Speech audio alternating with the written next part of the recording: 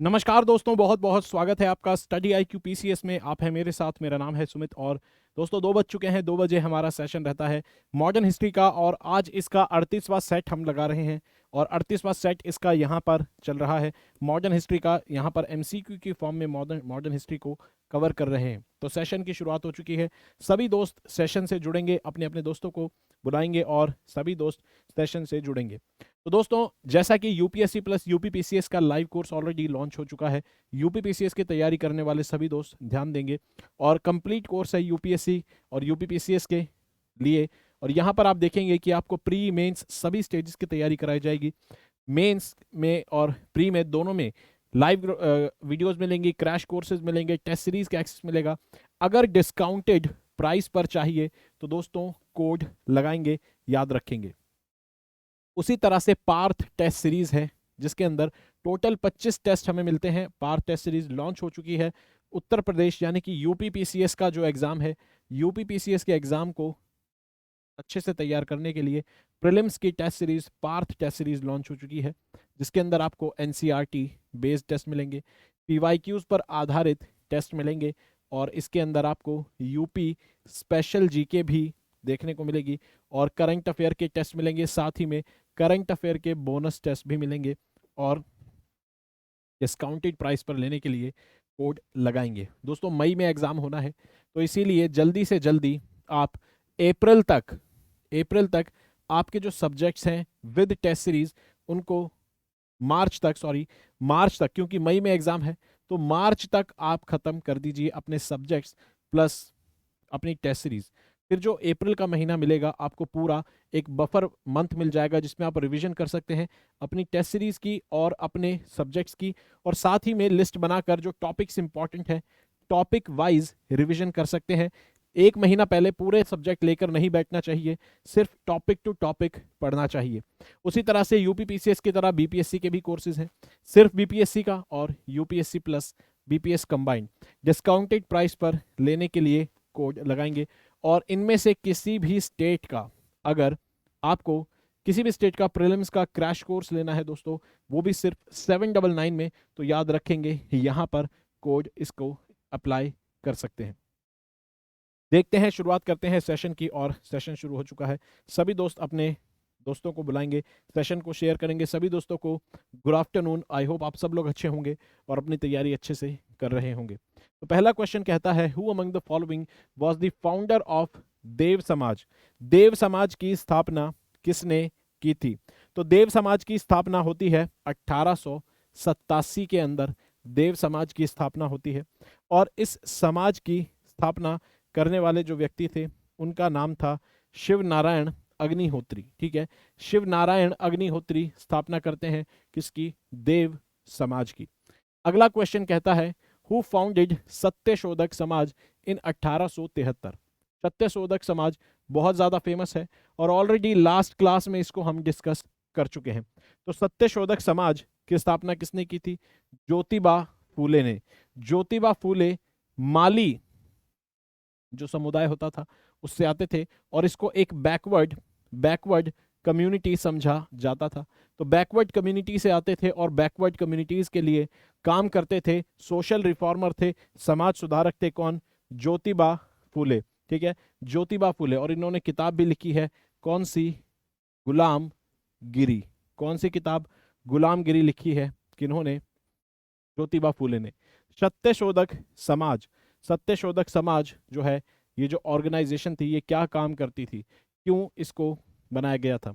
Movement for the upliftment of tribal, movement for the temple entry in Gujarat, anti caste movement in Maharashtra या फिर pageant movement in Punjab. तो इसका सही जवाब है ये एंटी कास्ट मूवमेंट चलाती थी। जाति के आधार पर होने वाले जो भेदभाव हैं उसके अगेंस्ट मूवमेंट चलाया करती थी ज्योतिबा फूले की जो ऑर्गेनाइजेशन है। और ये महाराष्ट्र में एक्टिव हुआ करती थी। महाराष्ट्र में आपको ज्योतिबा फूले दिखेंगे। Who was the Bengali leader who opposed socio religious reforms and supported orthodoxy. एक ऐसे आपको बंगाली रिलीजियस रिफॉर्मर मिलेंगे जिन्होंने एक जिन्होंने एक ऑर्गेनाइजेशन बनाई थी जिसका नाम था धर्म सभा। धर्म सभा बनाई थी किन्होंने? राधाकांत देव ने। 1830 में बनाई थी धर्म सभा राधाकांत देव ने। कंजर्वेटिव प्रिंसिपल्स पे चलते थे और राजा राममोहन राय द्वारा किए गए जो समाज सुधार के कार्य हैं उनको अपोज किया करते थे, उनको अपोज किया करते थे।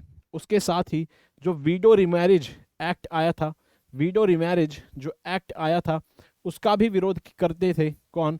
1956 में जो एक्ट आया था, 1856 में वीडियो रिमैरिज एक्ट जो आया था, ईश्वर चंद्र विद्यासागर के द्वारा जो लाया गया था, उसका भी विरोध कर रहे थे। कौन? धर्म सभा के founder Radhakant Dev. Who was the founder of Radha Soami Satsang? आपने नाम सुना होगा राधा स्वामी लोगों का, जो कि एक फेमस कम्युनिटी है, सत्संग करते हैं। इनके फाउंडर कौन थे? तो 1861 में राधा स्वामी सत्संग की स्थापना होती है और इनके फाउंडर का नाम था तुलसी राम। तुलसी राम कौन थे? तुलसी राम आगरा के एक बैंकर थे। बैंकर यानी कि जो बैंक में काम करते हैं, एक बैंकर थे। 1861 में तुलसी राम स्थापना करते हैं किसकी? राधा स्वामी सत्संग की। और इनको शिवदयाल साहिब के नाम से भी जाना जाता है। ठीक है, शिवदयाल साहिब के नाम से भी जाना जाता है राधा स्वामी सत्संग के संस्थापक को। Which reformer of Maharashtra was called Lokhitwadi? Maharashtra के ऐसे कौन से सोशल रिफॉर्मर हैं जिनको लोक हितवाड़ी के नाम से जाना जाता था? ठीक है, तो गोपाल हरि देशमुख। गोपाल हरि देशमुख जब कुछ लिखते थे, कोई आर्टिकल न्यूज में, जर्नल में, तो इनका जो पेन नेम जो इनका था, पेन नेम कहते हैं, जब ये कुछ भी लिखते थे लेख, तो वहां पर ये अपना नाम लिखते थे क्या? लोकहितवाड़ी। ठीक है, लोकहितवाड़ी के नाम से किनको जाना जाता था? लोकहितवाड़ी के नाम से गोपाल हरि देशमुख को जाना जाता था। और ये गवर्नर जनरल काउंसिल के 1880 में मेंबर भी रह चुके हैं। अगला क्वेश्चन कहता है the greatest Parsi social reformer of 19th century. 19th century के ग्रेटेस्ट पारसी सोशल रिफॉर्मर कौन हुआ करते थे? तो आपने नाम सुना होगा बीएम मालाबारी का। बीएम मालाबारी जो थे ये 19th सेंचुरी के एक फेमस पारसी सोशल रिफॉर्मर हुआ करते थे और इन्होंने चाइल्ड मैरिज के अगेंस्ट काम किया, साथ ही में पर्दा अगेंस्ट पर्दा जो मूवमेंट थी उसके अगेंस्ट इन्होंने काम किया, साथ ही में वीडो रिमैरिज को भी सपोर्ट करते थे बीएम मालाबारी। ठीक है, बीएम मालाबारी इन सभी कामों को सपोर्ट करते थे। With the aim of encouraging widow remarriage को का समर्थन करने के लिए the Rajahmundry social reform association was established in 1871। Rajahmundry कहाँ पर है? राजामुंद्री आंध्र प्रदेश में आपको देखने को मिलेगा। तो राजामुंद्री के अंदर एक सोशल रिफॉर्म एसोसिएशन बनाई गई थी जो कि वीडो रिमैरिज करवाएगी, यानी कि जो हिंदू विधवा महिलाएं होती है उनकी पुनर्विवाह करवाया जाएगा। ये किसने शुरुआत की थी इसकी? तो इसकी शुरुआत की थी 1878 में इसकी शुरुआत होती है। और इसकी शुरुआत करते हैं कौन?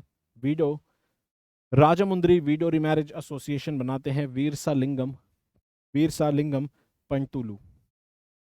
वीरसालिंगम पंतुलू इनका पूरा नाम है। 1878 में बनाते हैं ये राजामुंद्री वीडो रिमैरिज एसोसिएशन। और आप एक और नाम सुनेंगे एक ऑर्गेनाइजेशन का, सिर्फ वीडो रिमैरिज एसोसिएशन। ये एस्टैब्लिश हुई थी कब? 1861 के अंदर। ठीक है, ये 1861 के अंदर एस्टैब्लिश होती है वीडो रिमैरिज एसोसिएशन। इसके फाउंडर कौन थे? विष्णु शास्त्री पंडित। विष्णु शास्त्री पंडित जो थे ये फाउंडर थे वीडो रिमैरिज एसोसिएशन 1861 के। इंपॉर्टेंट ऑर्गेनाइजेशन है, ऑर्गेनाइजेशन फाउंडर दोनों का नाम याद रखेंगे। अगला क्वेश्चन कहता है in which of the following context does the name of D K Karve come? D K Karve कौन है? तो जाहिर सी बात है अभी हम क्वेश्चंस लगा रहे हैं जितने भी सोशल रिफॉर्मर्स थे उनके ऊपर। तो डीके कार्वे भी एक इम्पॉर्टेंट सोशल रिफॉर्मर थे जिन्होंने दो एस्पेक्ट्स में बहुत ज़्यादा काम किया था। एक वुमेन एजुकेशन पर, दूसरा वीडो रीमैरिज पर। वीडो रीमैरिज पर काम किया था किन्होंने? डीके कार्वे ने। ठीक है, और डीके कार्वे को अगर आप देखेंगे तो इन्होंने 1896 में हिंदू विडोज हाउस भी बनाया था। ठीक है, 1896 में हिंदू विडो हाउस बनाया था। उसके अलावा इन्होंने खुद एक विडो महिला से शादी की थी। और एजुकेशन की जहाँ तक बात की जाए, अगर एजुकेशन की बात की जाए तो एसएनडीटी यूनिवर्सिटी स्थापित की थी किन्होंने? डीके कार्वे ने। और इसकी खासियत ये थी कि ये भारत की पहली महिला यूनिवर्सिटी थी, वुमेन यूनिवर्सिटी थी। इससे पहले ऑलरेडी हम देख चुके हैं कि इंडिया में पहला वुमेन कॉलेज कब बनता है? पहला वुमेन कॉलेज कब बनता है? 1879 में। कौन सा? बेथुने स्कूल, जेईडी बेथुने इसकी स्थापना करते हैं। और ये था पहला महिलाओं का कॉलेज, और महिलाओं की पूरी यूनिवर्सिटी आपको एसएनडीटी कॉलेज मिलेगा। 1916 में इसकी स्थापना होती है। 1916 में इसकी स्थापना होती है और डीके कार्वे करते हैं इसकी स्थापना। तो अगर देखा जाए तो इसका सही जवाब होगा वुमेन्स एजुकेशन और वीडो रिमैरिज। डीके कार्वे प्रसिद्ध हैं अपने दोनों इन क्षेत्रों में किए गए महिलाओं के लिए काम के लिए जाने जाते हैं। अगला क्वेश्चन कहता है, Who among the following mainly fought for the widow remarriage and succeeded in legalizing it? ठीक है, वीडो रिमैरिज के अगेंस्ट किसने काम किया था और वीडो रिमैरिज को बैन करने के लिए कानून पारित करवाने में भी किसका हाथ था? तो आप अच्छे से जानते हैं कि 1856 के अंदर हिंदू वीडो रीमैरिज एक्ट आता है, यानी कि कानूनी तौर पर अब आप किसी वीडो की शादी पुनर्विवाह करवा सकते हैं। 1856 में कानून पास होता है। कौन इस समय गवर्नर जनरल होते हैं? वो होते हैं डलहौजी इस समय गवर्नर जनरल होते हैं। और ईश्वर चंद्र विद्यासागर इसके लिए पूरी तरह से काम करते हैं। ठीक है, ईश्वर चंद्र विद्यासागर एक संस्कृत स्कॉलर थे, एक संस्कृत कॉलेज में, कलकत्ता के संस्कृत कॉलेज में अध्यापक हुआ करते थे और वीडो रिमैरिज के लिए काम करते थे। और इन्होंने अपने एफर्ट से पास करवाया 1856 में ये act. Which of these statement is not correct? इनमें से कौन सी स्टेटमेंट करेक्ट नहीं है? 1829 में William Bentinck declared the practice of sati as a crime by law. 1829 में prohibition of sati act pass होता है राजा राम मोहन रॉय के एफर्ट्स के द्वारा। तो बिल्कुल सही स्टेटमेंट है। In 1856 government made a law according to which Hindu widows could remarry. 1856 में कानून लाया जाता है जिसके अनुसार 1856 में महिलाएं जो हैं, विधवा महिलाएं दोबारा शादी कर सकती हैं। बिल्कुल। Arya Samaj was founded by Swami Dayanand Saraswati. 1875 में स्वामी दयानंद सरस्वती आर्य समाज की स्थापना करते हैं। बिल्कुल सही है। Raja Rammohan Roy was supporter of sati pratha. 100% गलत है, क्योंकि राजा राममोहन रॉय के ही एफर्ट से पारित हुआ था 1829 का जो अबोलिशन ऑफ सती एक्ट है, और इसीलिए डी इसका सही जवाब है। गलत ऑप्शन कौन सा है? डी। कहता है what was made illegal bye act 5 या फिर एक्ट वी ऑफ 1843। 1843 का ये जो एक्ट वी या एक्ट 5 आया था, इसने कौन सी चीज को अबॉलिश किया था? तो 1833 में जब चार्टर एक्ट आया था, चार्टर एक्ट 1833 का जब आया था, तो इसमें स्लेवरी को अबॉलिश करने की बात की गई थी। भारत में दास प्रथा, स्लेवरी को अबॉलिश करने की बात की गई थी। लेकिन स्लेवरी अबॉलिश होती है कब? 1843 के अंदर। फाइनली जाकर 1843 में कानून बनता है और उस कानून के तहत स्लेवरी को बैन कर दिया जाता है, अबॉलिश कर दिया जाता है। 1843 में स्लेवरी बैन होती है। अगला क्वेश्चन कहता है consider the following statements. Born in 1853, 1853 में जन्म होता है। He was a Parsi from western India, Bharat के पश्चिमी क्षेत्र से आते हैं, पारसी थे। ही was the editor of the Indian Spectator and the voice of India. Voice of India और इंडियन स्पेक्टेटर दो जनरल न्यूज़पेपर थे, इनके एडिटर थे। याद रखेंगे, फाउंडर नहीं लिखा है, फाउंडर नहीं लिखा है, क्या लिखा है? एडिटर है।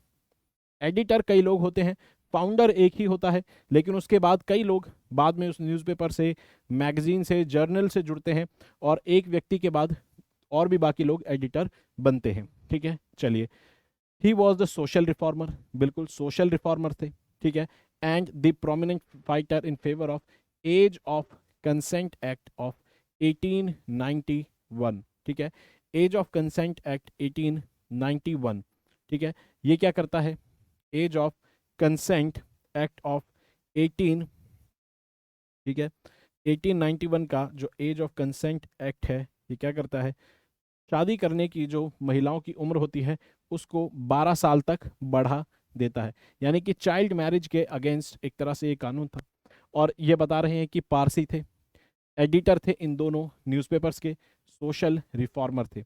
तो कई लोग यहाँ पर देखेंगे वॉइस ऑफ इंडिया, जैसे ही वॉइस ऑफ इंडिया देखेंगे उनके दिमाग में सिर्फ आएगा दादा भाई नौरोजी। ठीक है, दादा भाई नौरोजी उनके दिमाग में आएगा, क्योंकि वॉइस ऑफ इंडिया के फाउंडर कौन थे? वो थे दादा भाई नौरोजी। दादा भाई नौरोजी फाउंडर थे वॉइस ऑफ इंडिया के। लेकिन अगर यहाँ पर अगर आप देखेंगे, बीएम मालाबारी जो हैं, BM Malabari voice of India के एडिटर रहे हैं। साथ ही में जो दूसरा न्यूज़पेपर है इंडियन स्पेक्टेटर, इसके भी एडिटर रहे हैं और एक सोशल रिफॉर्मर थे। वेस्टर्न इंडिया में रहते थे, पारसी थे, एज ऑफ कंसेंट का समर्थन इन्होंने किया था। तो बीएम मालाबारी इसका सही जवाब है।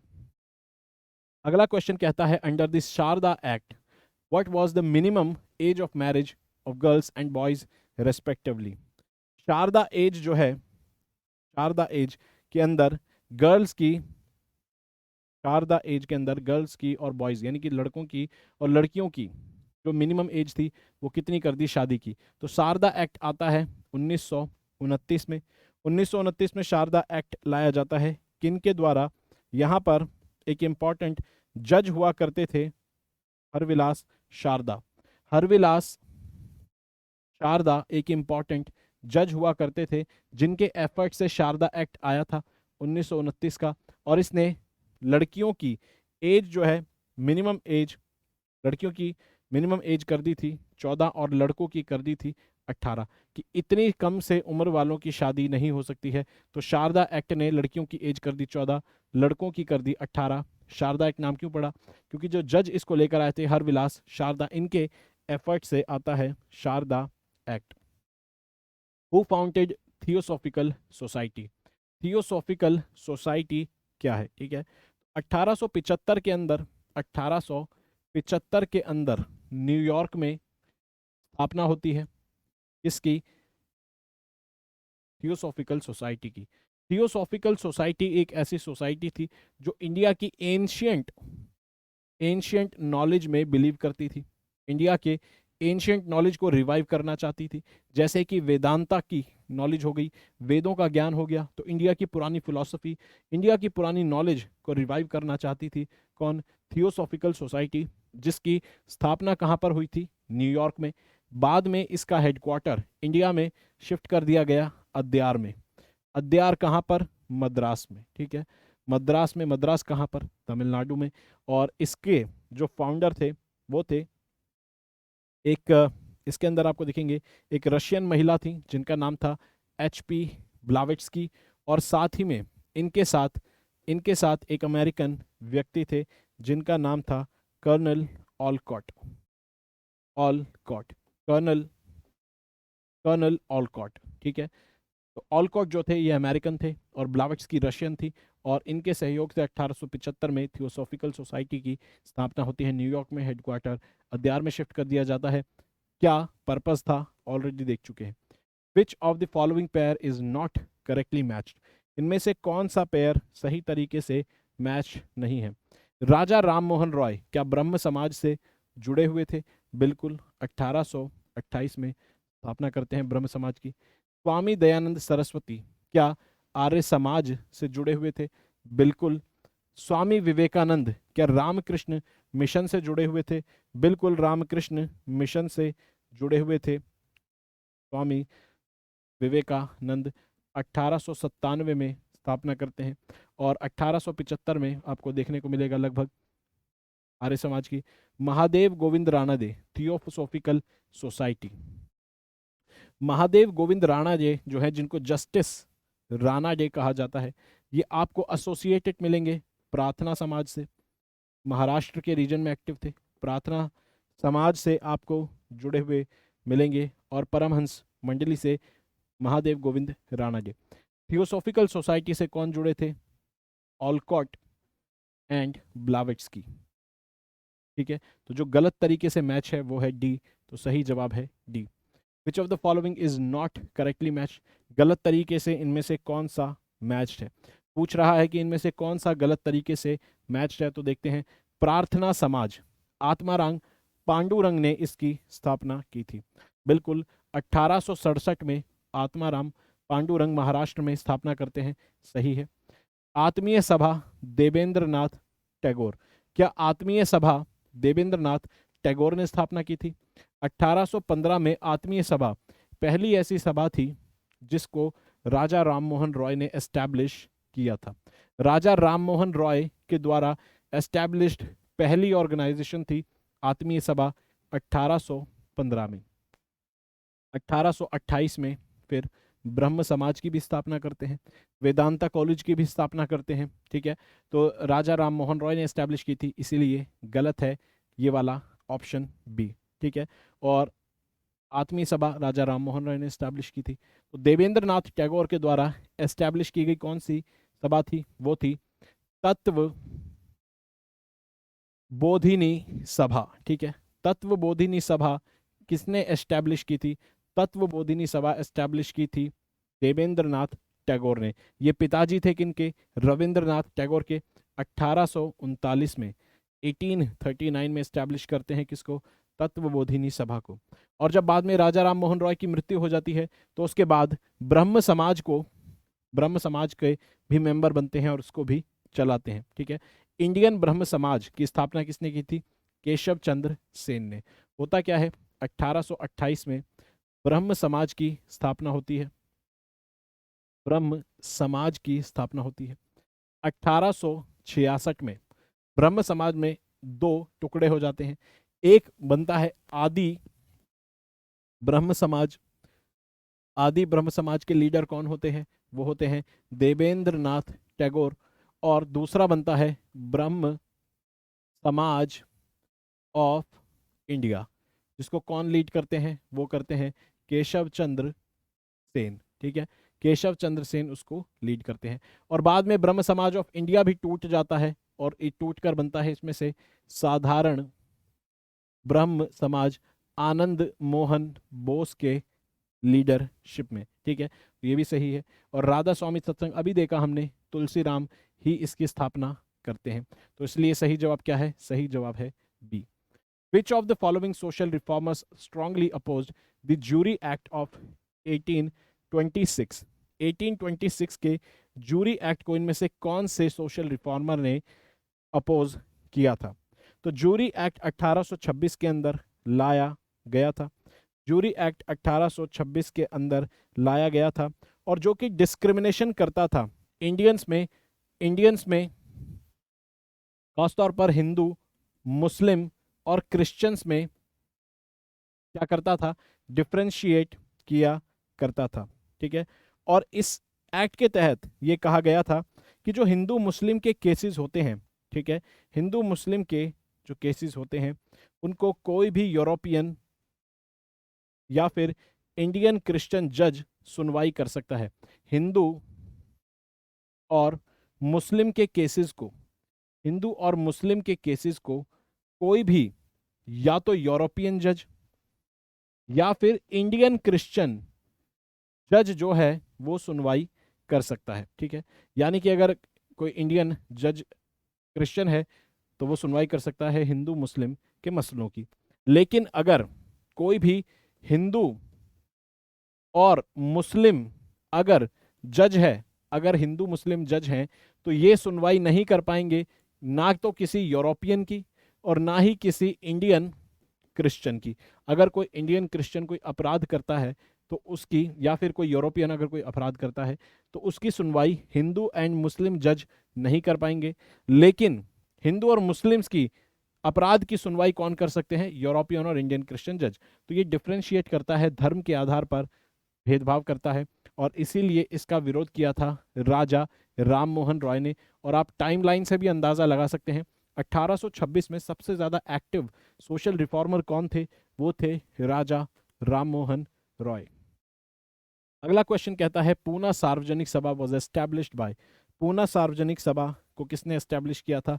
तो महादेव गोविंद रानाडे, जस्टिस रानाडे ने एस्टैब्लिश किया था पूना सार्वजनिक समाज को, पूना सार्वजनिक समाज को। लेकिन जो साल है वो 58 नहीं, वो था 1870। ठीक है, वो था 1870। तो इसका गलत जवाब है ए और सही जवाब है बी। ठीक है, तो महादेव यानी कि जस्टिस रानाडे ने स्थापना की थी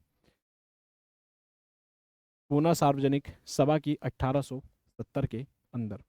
अगला क्वेश्चन कहता है, अगला क्वेश्चन कहता है M C Setalvad, B N Rao and Alladi Krishnaswami Ayyar, ये जो लोग हैं प्रोमिनेंट, जो प्रख्यात लोग हैं, ये इनमें से मेंबर किस चीज के थे? इनमें से किस चीज के मेंबर थे? तो आपको बता दूं, एमसी सेतलवाद जो थे ये भारत के पहले and longest longest serving attorney general हुआ करते थे। भारत के पहले अटॉर्नी जनरल और भारत के पहले और सबसे लंबे सर्व करने वाले अटॉर्नी जनरल थे एमसी सेतलवाद। साथ ही में 1955 में आज़ाद भारत में जब पहला law commission of India establish हुआ था तो उसके भी चेयरमैन थे कौन? एमसी सेतलवाद। ठीक है, एमसी सेतलवाद।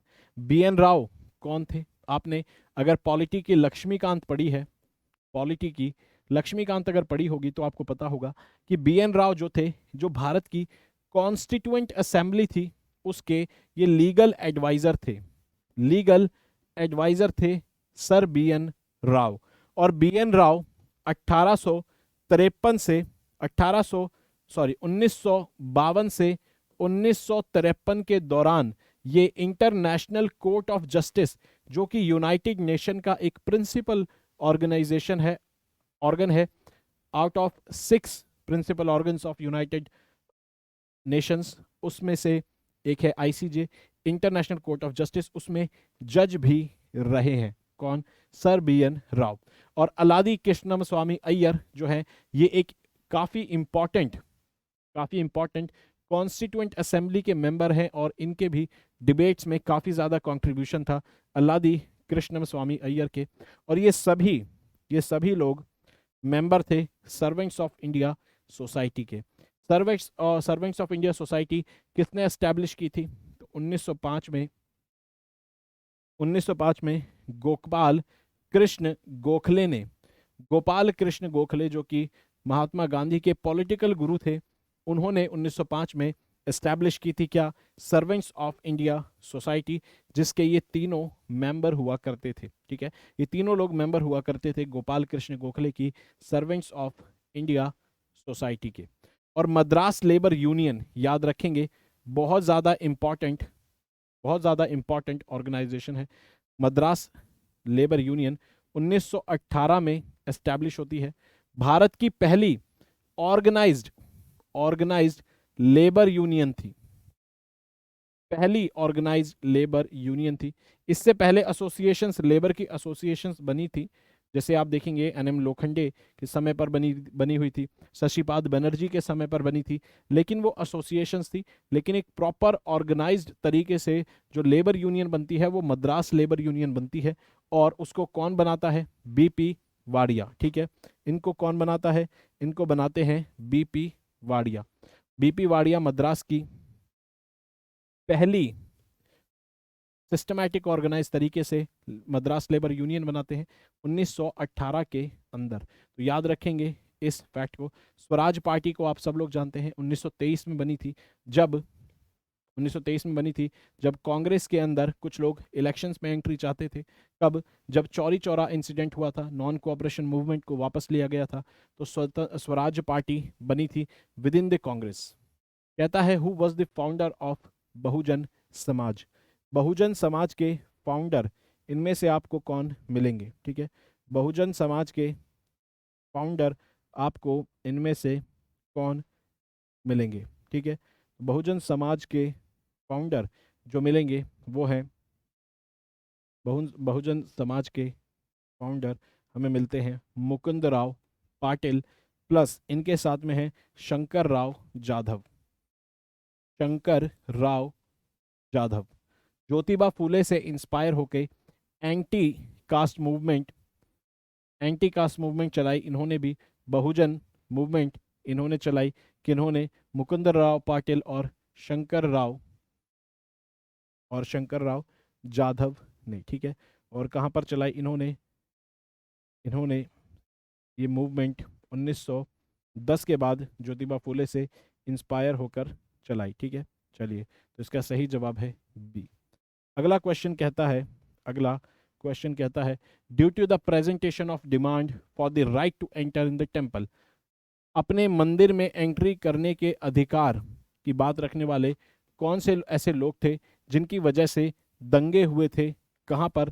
तिरुनेलवेली 1899 में। तिरुनेलवेली कहाँ है? तमिलनाडु में। 1899 में तिरुनेलवेली में कौन लोग ऐसे थे जो कि मंदिर में प्रवेश की मुहिम चला रहे थे? काफ़ी दुखद चीज़ है कि मंदिर में भी प्रवेश नहीं दिया जा रहा था। तो ऐसे व्यक्ति कौन थे? कौन से समुदाय से आते थे? तो नादर जो कम्युनिटी के लोग हैं ये उस समय डिमांड कर रहे थे कि इनको टेम्पल के अंदर एंट्री मिले, और तमिलनाडु के अंदर ये ओबीसी कैटेगरी के अंदर आते हैं। तमिलनाडु के अंदर ओबीसी कैटेगरी के अंदर आते हैं और टेम्पल एंट्री के लिए मुहिम चला रहे थे 1899 में, जिसकी वजह से दंगे होते हैं। नादर समुदाय के लोग आपको देखने को मिलेंगे। तो दोस्तों ये था आज 38 सेट, और 2 और क्लासेस बची हैं। मॉडर्न हिस्ट्री की ये पूरी सीरीज कंप्लीट होगी। और अगर वीडियो अच्छी लगी तो वीडियो को लाइक करेंगे, मुझे इंस्टा पे फॉलो करेंगे डायरेक्ट अगर जुड़ना है तो, और पीडीएफ के लिए आपको चैनल को फॉलो करना होगा। साथ ही में कोई भी क्वेरी हो तो मेल कर सकते हैं। तब तक पढ़ते रहेंगे, अपना ख्याल रखेंगे, वीडियो को लाइक करेंगे, चैनल को सब्सक्राइब करेंगे, अपना ख्याल रखेंगे। धन्यवाद दोस्तों।